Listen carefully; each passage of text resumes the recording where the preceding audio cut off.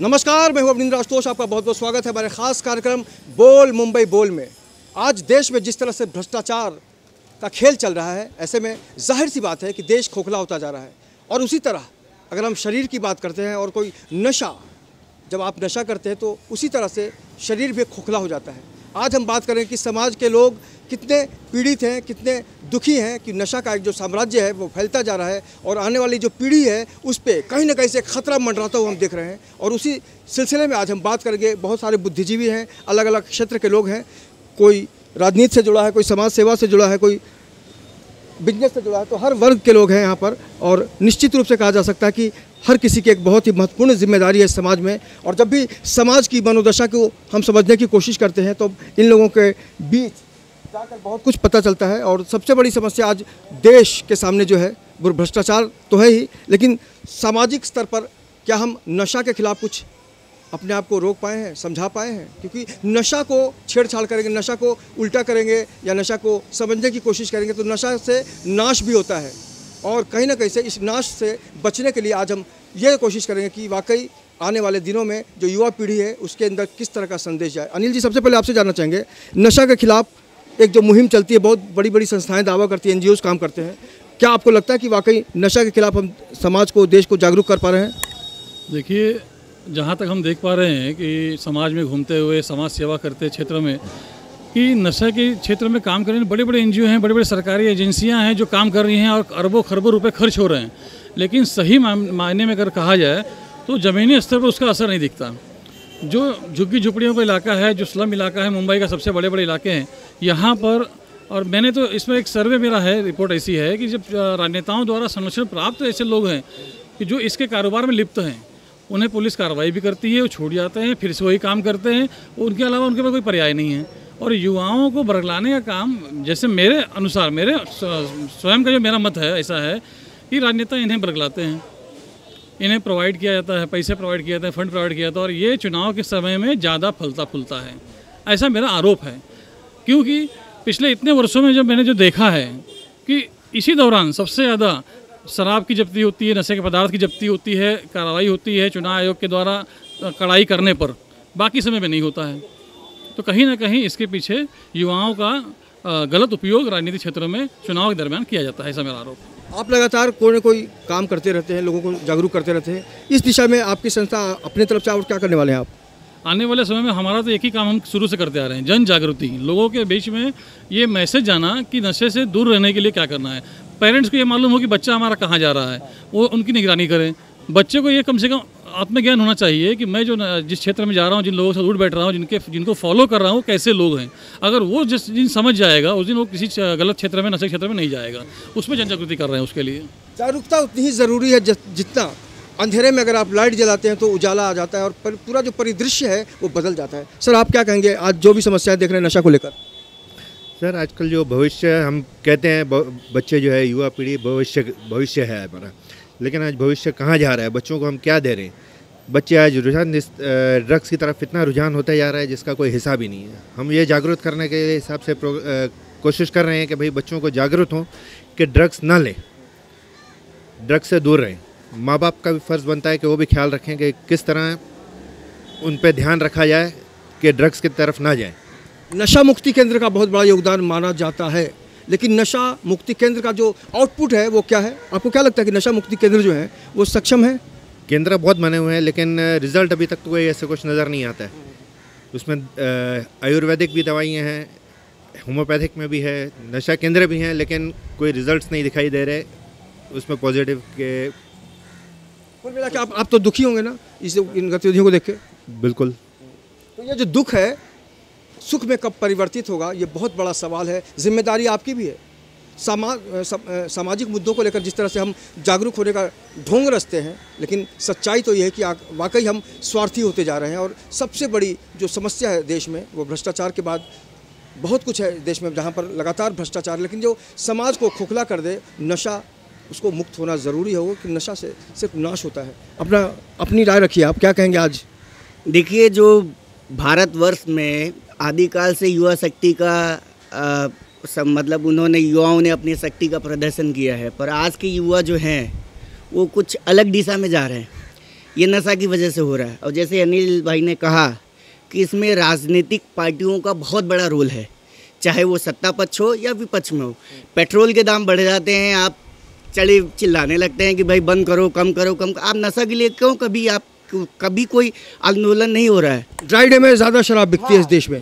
तो उस समय तो जो पार्टियां हैं, विरोधी पार्टियां हों या तो सत्ताधारी पार्टियां हों, कोई भी नशा मुक्ति के लिए कोई आंदोलन नहीं करते हैं। मैं तो ऐसे वार्ड से हूँ जहाँ का नगर सेवक, जहाँ का प्रभा समिति अध्यक्ष, एमएलए सत्ताधारी पक्ष से हैं। फिर भी प्रेम नगर में जितना नशापत्ती होती है, मेरे ख्याल से गोरेगांव में कहीं नहीं होती है। तो अब ये सरकार क्या कर रही है, विपक्ष वाले क्या कर रहे हैं? विपक्ष के बहुत से कथाकथित युवा नेता हैं जो बोलते हैं तो लगता है कि वो खुद नशे में है। ऐसे युवा नेता हैं जो बड़ी बड़ी बातें बोल देते हैं, कुछ आलू से सोना बना देते हैं, ये कर देते हैं। ऐसे नेताओं में भी है, पर कभी भी नशा को लेकर उन्होंने कोई ठोस कदम नहीं उठाया है। उस ठोस कदम की ज़रूरत है। चुनाव आ रहा है, अब ये सब नशे के लिए सब लड़के को इकट्ठा करेंगे, भैया हम तुमको बियर पिला रहे हैं, ज़रा हमारा काम करो। अलग अलग है। और ये नशा सिर्फ युवाओं तक नहीं है, ये नशा हमारे ऊपर भी आने वाला है। इनडायरेक्ट है, दिख नहीं रहा है, पर वो नशा हमारे ऊपर भी, उसका आधार चाहे बुजुर्ग हों, चाहे महिलाएं हों, चाहे बच्चे हों, उनके ऊपर आ रहा है। क्योंकि जब वो नशा में जब जो लिप्त होते हैं वो सबको प्रभावित करने वाले हैं। वो बच्चों को प्रभावित करेंगे, वो बुजुर्गों को प्रभावित करेंगे। तो ये बहुत सही मुद्दा है कि भाई कोई भी राजनीतिक पार्टी नशा के विरोध में क्यों उतर के नहीं आती है। आपने गुटखा बंद कर दिया है, पर फिर भी गुटखा हर दुकानों पे मिल रहा है, सरकार उसकी कार्रवाई क्यों नहीं कर रही है? भ्रष्टाचार बहुत बड़ा सवाल है कि जो दावे किए जाते हैं सरकार की तरफ से, उसमें हम परिवर्तन क्यों नहीं देख पा रहे हैं।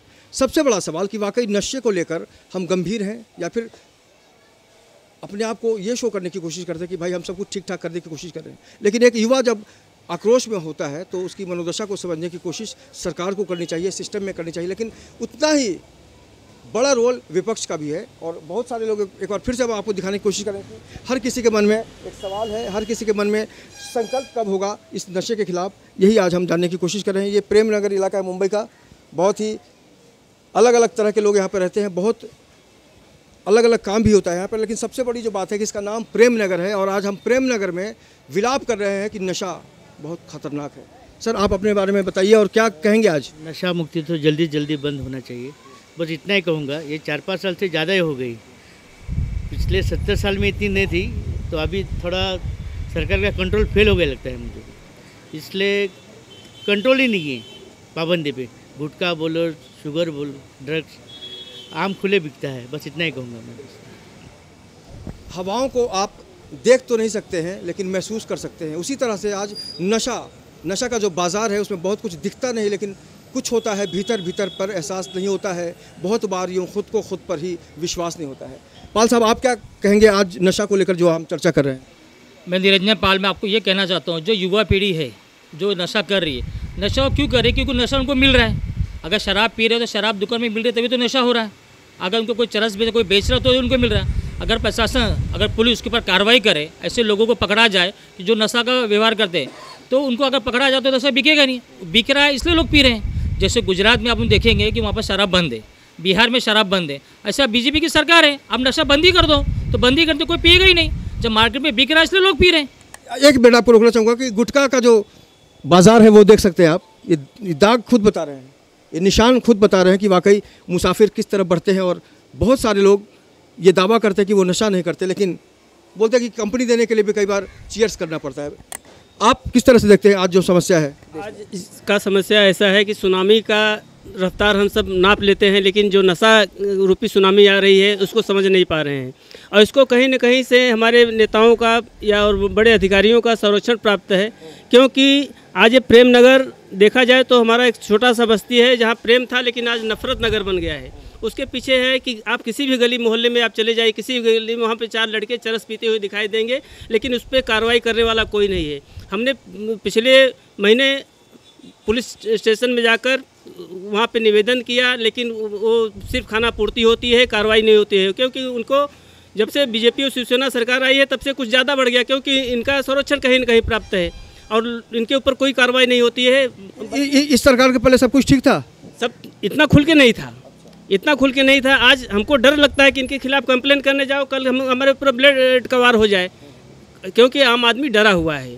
आप किसी भी गली में चले जाओ, छेड़खानी बढ़ रही है क्योंकि नशे में, चोरी बढ़ रही है नशे के लिए, क्योंकि उनको नशा चाहिए, उसके लिए चोरी करना ही करना है। हर प्रेम नगर में हर दिन हर गली में चोरी होती है, आज तक कार्रवाई नहीं होती, सिर्फ नशे के लिए।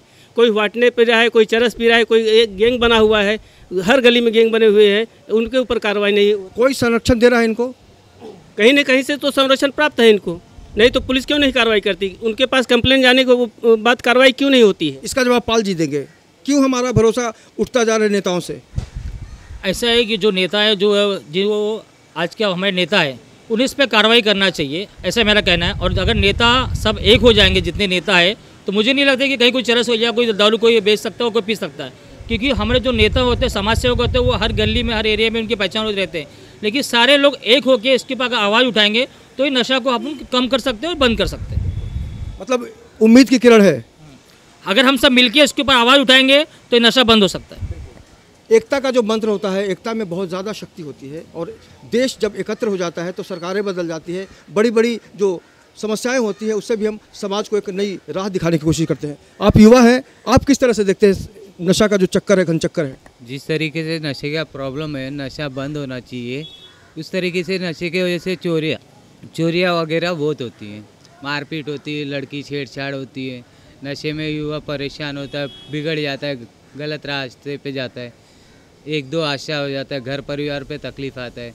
ये जो गवर्नमेंट है नशे पे बराबर कड़क तरीके से कार्रवाई करेंगी तो ये सब हादसे होंगे ही नहीं। और ये देखिए, आप जिस तरह की बहुत गंभीर बात कह रहे हैं, आपकी बहुत मुश्किल है। आपने एक नागरिक होने के नाते कभी शिकायत करने की कोशिश की सिस्टम से? हमने तो खुद शिकायत की, हमने कितने पीढ़ियों को सुधारने की कोशिश की, हर तरीके से हमने उनको सुधारा है, कोशिश किया है, मगर कोशिश एकदम कामयाब नहीं हो सकती। गवर्नमेंट साथ दे तो ज़रा कुछ भला हो सकता है और कुछ नहीं। बिल्कुल, सारी जिम्मेदारी सरकार की है, क्योंकि सरकार से ही देश चलता है। और जब देश में स्थितियां इस तरह की हो जाए कि समाज के ऊपर कलंक लगने लगे, नशा का जो एक अभियान चल रहा है देश में, उसको हम क्यों नहीं रोक पा रहे हैं, संभाल पा रहे हैं? सिर्फ जागरूकता की बात होती है। सर, अपना परिचय दीजिए। आप? मनब शेट्टी है, मैं व्यापारी है। आप क्या कहेंगे आज नशा को लेकर जो हम लोग चर्चा कर रहे हैं यहाँ पे? एक्चुअली नशा बंद होना चाहिए। नशा के बारे में मैं भी खिलाफ है। कोई भी गवर्नमेंट रहने दे, ऑल इंडिया में कोई भी खिलाफ बंद नहीं हो रहा है। नशा होने दे, प्लास्टिक तेल होने दे, गुड़को होने दे, कुछ भी कार्रवाई नहीं हो रहा है। पुलिस उसके एक्शन उठाता नहीं। राजनीति बहुत आता है, बहुत जाता है। वो राजनीति के बारे में नशा मुक्ति होना चाहिए। आजकल का पीढ़ी का बच्चा लोग के लिए स्कूल में उधर कहाँ पर बस्ती में जाएगा, गली गली में चोरी में, रेप में, इसमें ये नशा को अच्छे हो रहा है। नशा मुक्ति होना चाहिए। नशा मुक्त समाज जब होगा तभी हमारा देश और भी ज़्यादा गतिशील होगा और बहुत आगे जाएगा। फिलहाल वक्त एक छोटे से ब्रेक के बाद हम प्रेम नगर के लोगों से, बहुत जागरूक लोग हैं, इनसे हम ये चर्चा जारी रखेंगे। देखते रहिए हमारे साथ ये खास कार्यक्रम बोल मुंबई बोल।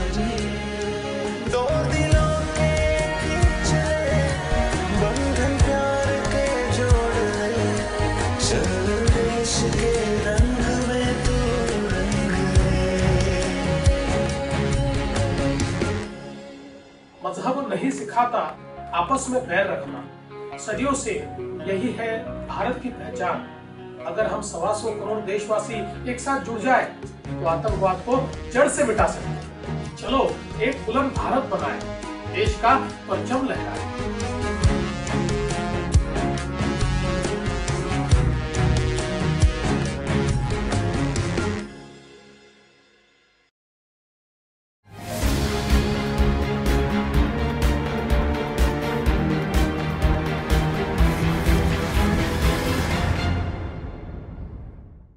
ब्रेक के बाद आपका बहुत बहुत स्वागत है। मैं हूं अवनींद्र आशुतोष और आप मेरे साथ देख रहे हैं बोल मुंबई बोल। और आज का बहुत बड़ा विषय है नशा।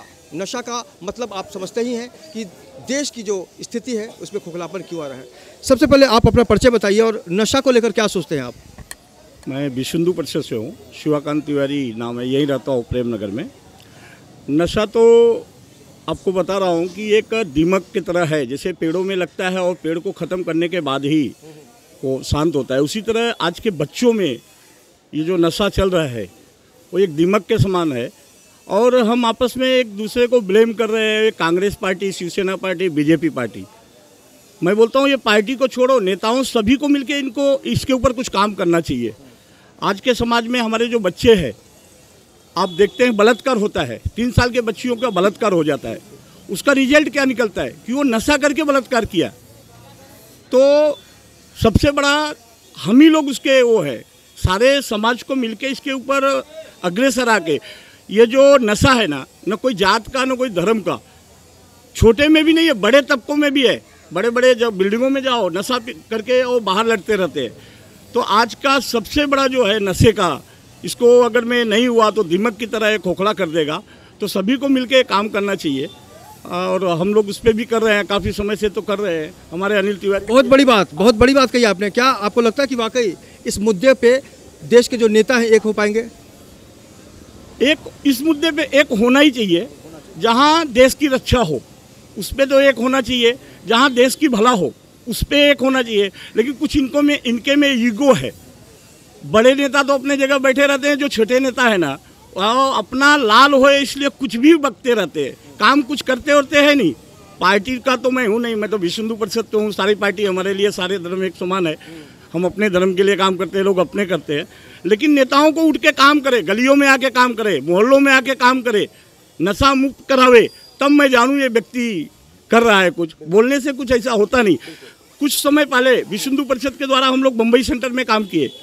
वहाँ के जो बच्चे नशा करते थे, वो गरज वरद पीते थे, उनको लाके हम लोगों ने स्कूल में डाला और करीबन 16 बच्चे थे, उनके ऊपर हम लोगों ने काम किया, जिसमें 1-2 बच्चे छोड़ के बाकी सभी बच्चे आज पढ़ रहे हैं और काम कर रहे हैं। इसी तरह अगर मैं नेता लोग भी काम करे, गलियों में जैसे गटर बना रहे हैं, नाली, अभी एक बाथरूम बन जाता है, 17 नेता खड़े हो जाते हैं, मैं ही लूँगा ये बाथरूम।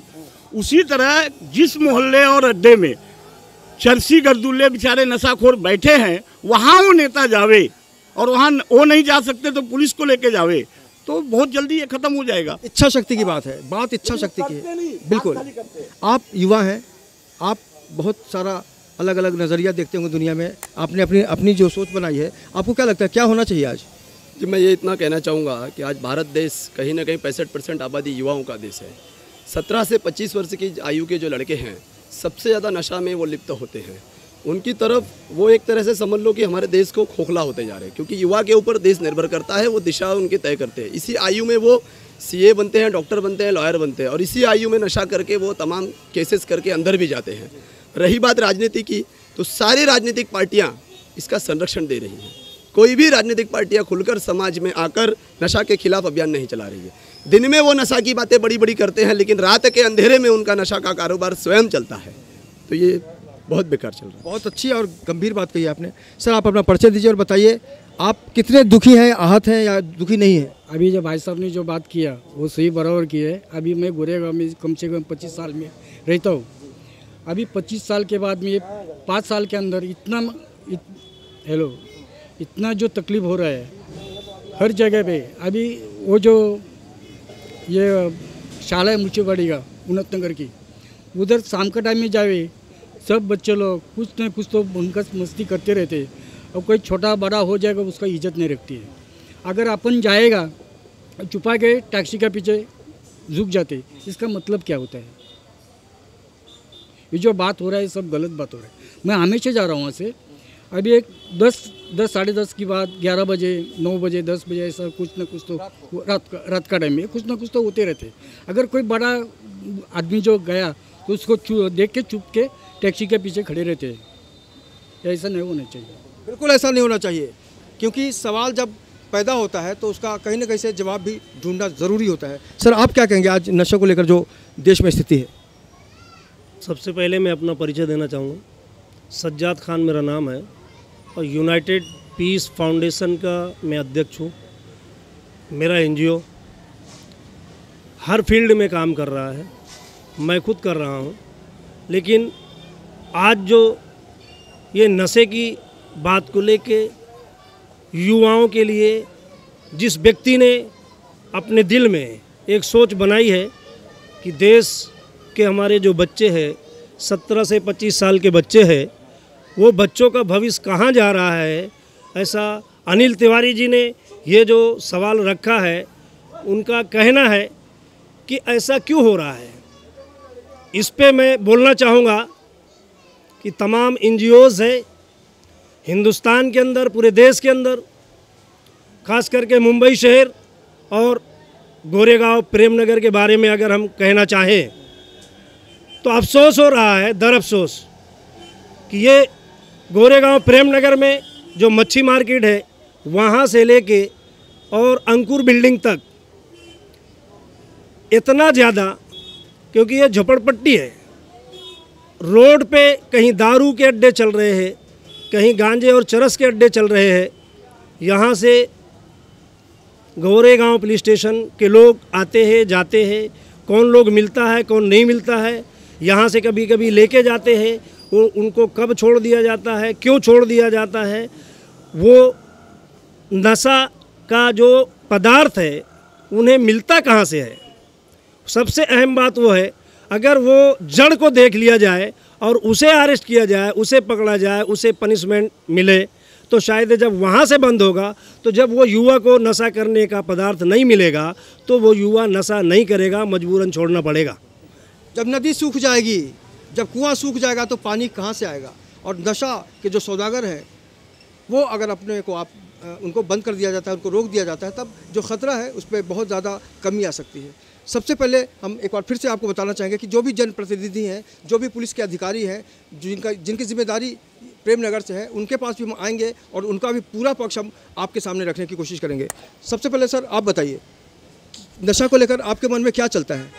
सर ये नशा के बारे में जो अभियान छेड़ा है, राजकीय पार्टी होने दो, सामाजिक पार्टी होने दो, या सामाजिक संस्थाएं होने दो, या एनजीओ होने दो, ये नशा अभियान बहुत भले थोड़े देर से या लेट चालू किया, लेकिन बहुत अच्छा अभियान चल रहा है। लेकिन ये अभियान चलाने के बारे में, ये अभियान चलाते फिर भी ये अभियान चलाते समय ये जो पुलिस डिपार्टमेंट है या राजकीय पार्टी है, ये अगर कोई नशाखोरी या गर्द वाला लड़का अगर पकड़ा के भी देगा तो उसके ऊपर कार्रवाई नहीं होती है।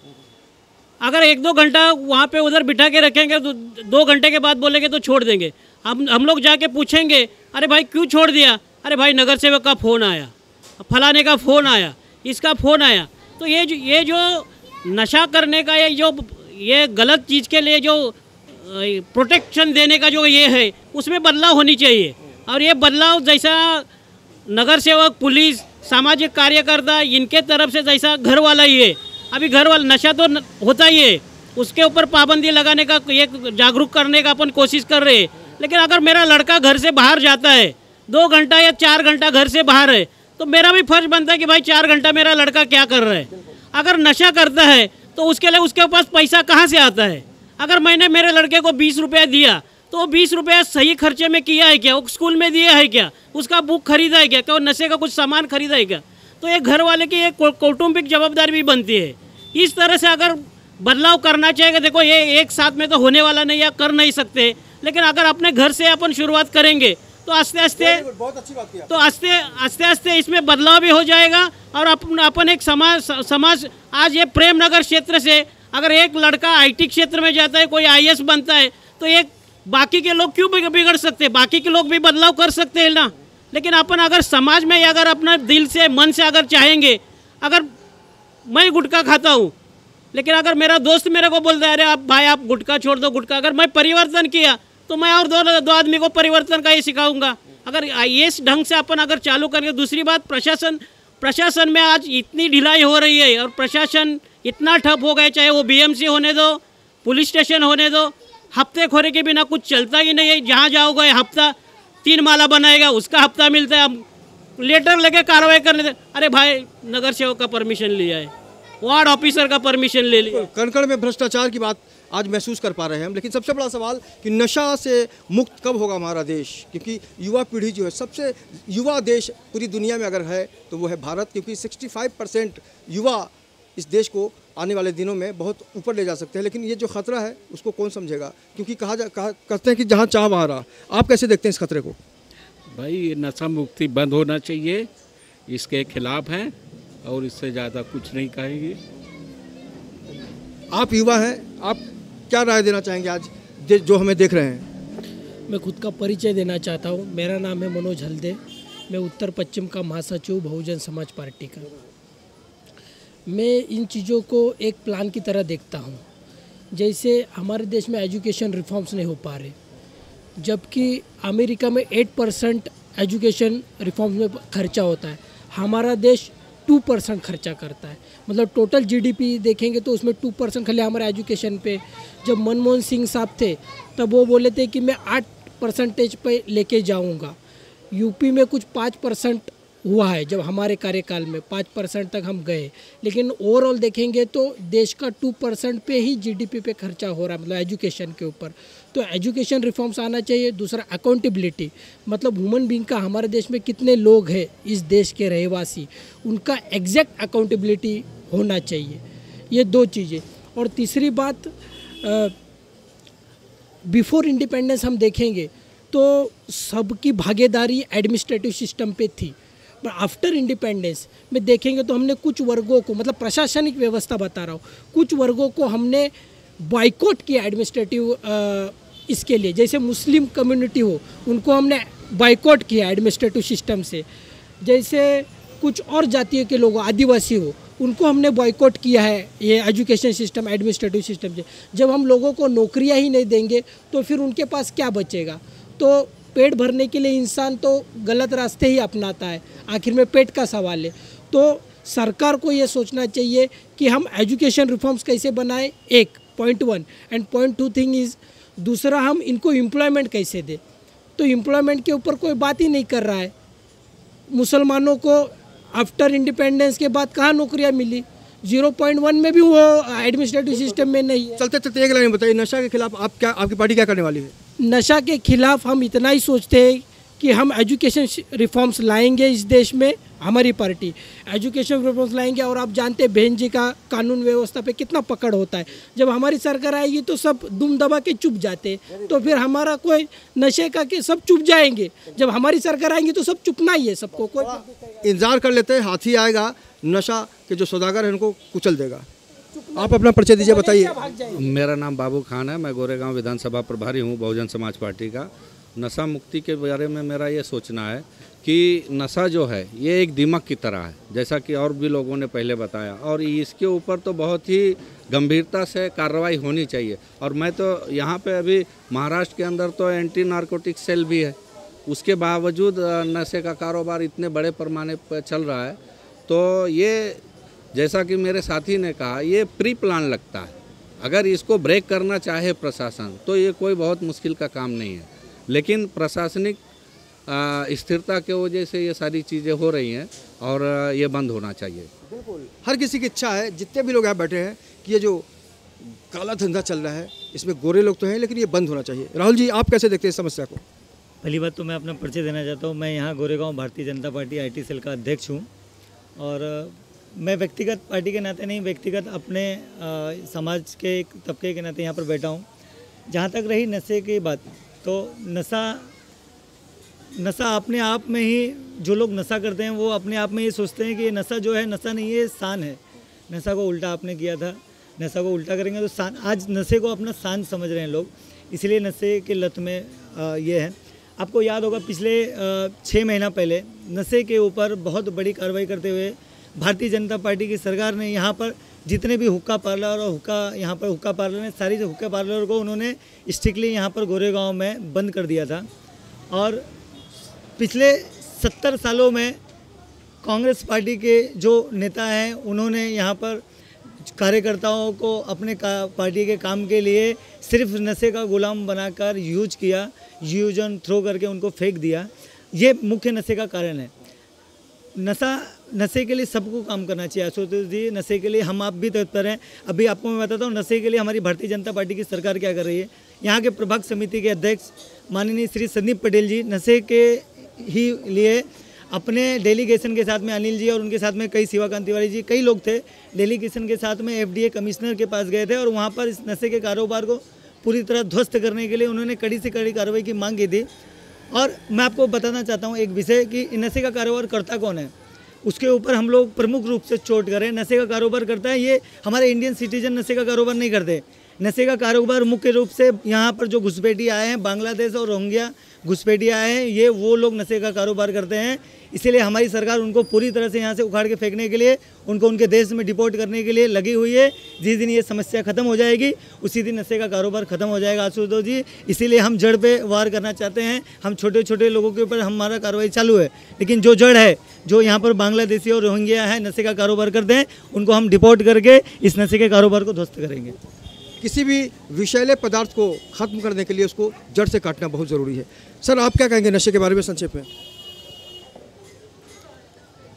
नशा हर हाल में ख़राब है। और नशा आता कहाँ से है? सबसे मूल चीज़ ये है कि नशा आता कहाँ से है। सरकार को मालूम नहीं है, कि पुलिस को मालूम नहीं है कहाँ से आता है। मुंबई में बनता है क्या? मुंबई में तो बनता नहीं है, बाहर से ही आता है। चेक नाका है हमारे पास, वहाँ से गुजरता होगा। हर नशा की बात कर रहा हूँ मैं, सबको मालूम है, यहाँ तक कि पब्लिक को भी मालूम नशा आता कहाँ से है, नशे का कारोबार करता कौन है। हम अगर पुलिस में जाते हैं तो पुलिस वाले कुछ कार्रवाई भी किए हैं, कुछ लोगों को उठा के पकड़ के जो है, जो पीने वाले को पकड़ के बंद करने से 10-15 दिन में वो छूट के चले आते हैं, 2-4 घंटे में छूट के चले आते हैं। उससे समस्या हल नहीं होता है। समस्या हमारा कब हल होगा? जो बेचने वाले हैं, जब बेचने वाले पकड़े जाएंगे, और वो भी जो छोटे छोटे बेचने वाले हैं वो पकड़े जाएंगे, तो मसला हल नहीं होगा। मसला हल होगा बड़ी मछली को पकड़ना पड़ेगा कि नशा थोक के भाव आता कहाँ से है, उनको पकड़ेंगे। उनको जब तक नहीं पकड़ेंगे तब तक नशे का कारोबार नहीं बंद होगा, किसी भी कीमत में नहीं बंद होगा। इसी के साथ में 2 शब्द बंद करता हूँ। सर आप कैसे देखते हैं नशा का जो खतरा है? मेरा नाम है सलामत खान, सुन्नी मदरसा गौसलवाड़ा जामा मस्जिद का मैं प्रेसिडेंट हूँ। मैं एक ही चीज़ जानता हूँ, अभी जितने लोगों ने कहा एक ही बात, सब घूम फिर के सब एक ही बात है, उसमें घुमा फिरा के दूसरी बात है। मेरा एक सवाल है कि यहाँ के तमाम नेताओं से मैं आपके माध्यम से कहना चाहता हूँ कि यह नशा मुक्ति केंद्र जो है, जो थाना में बना हुआ है, वो अगर हर ब्लॉक में डाल दिया जाए, हर हॉस्पिटल में एक डाल दिया जाए, 6,000 रुपया देने के लिए किसके पास ताकत है? किसी के पास नहीं ताकत है। हमारे यहाँ बाजू का लड़का एक 6 महीना तक वहाँ भर्ती था, बाद में यहाँ आया, कुछ दिन ठीक था, बाद में फिर ऐसे ही हो गया। तो मैं आपके माध्यम से यह कहना चाहता हूँ कि नशा मुक्ति केंद्र जो है ये हर हॉस्पिटल में अगर, या नहीं अगर कुछ अंधेरी से लेके और बोरेवली तक अगर एक केंद्र में किया जाए तो बहुत अच्छा होगा। ये मेरा आपसे रिक्वेस्ट है कि आप इस संदेश को तमाम नेताओं तक पहुँचाओ। बिल्कुल, सबसे बड़ी बात है कि हम अपनी जिम्मेदारी को कैसे समझते। संजय आप आइए यहाँ पे, क्योंकि संजय लगातार यहाँ की गतिविधियों से अवगत होते हैं। आपने क्या महसूस किया? क्या आपको लगता है कि प्रेम नगर में वाकई जो नाम है वैसा माहौल बन पाएगा? नहीं, माहौल तो है। जो यहाँ पे पहली बात तो है कि जातवाद नहीं है, और बहुत सारी ऐसी चीज़ है जो कि यहाँ पे इसी वजह से ये प्रेम नगर आजकल बरकरार है। अभी मैंने सभी पार्टियों का पक्ष सुना और सभी का इल्ज़ाम भी सुना एक दूसरे पर लगा रहे। राहुल जी ने अभी बताया कि उनकी पार्टियों ने आंदोलन चलाया, हुक्का पालन बंद कराया। मेरा ये कहना है कि कितने बंद हुए और कितने चालू हो गए। अभी यहाँ पे कांग्रेस पार्टी के भी लोग हैं, उन्होंने कहा हमने ये किया वो किया। मैंने अगली बार हम बात करेंगे तो पूछेंगे कि किसने क्या किया। हाँ। अभी नशे के बारे में आपका क्या ओपिनियन है? लास्ट मेरा एक ही कहना है कि यहाँ पे सारे पार्टी लोग कह रहे हैं बंद होना चाहिए, बंद होना चाहिए, लेकिन इसकी जवाबदारी लेगा कौन? क्या सब मिलकर यह कार्य करेंगे कि वो इंतजार करेंगे कि मेरी सरकार आए तब मैं यह बंद कराऊँ? और इसमें 2 लोग जिम्मेदार होते हैं, प्रशासन होता है और दूसरा यहाँ के खुद स्थानीय लोग होते हैं। अगर हम गुनाह करते हुए देख रहे हैं तो हमारे ऊपर भी वो इल्ज़ाम हो जाता है कि हमने गुनाह देखा। प्रशासन इसे देख कर अनदेखा करती है, ये सबसे बड़ा गुनाह होता है।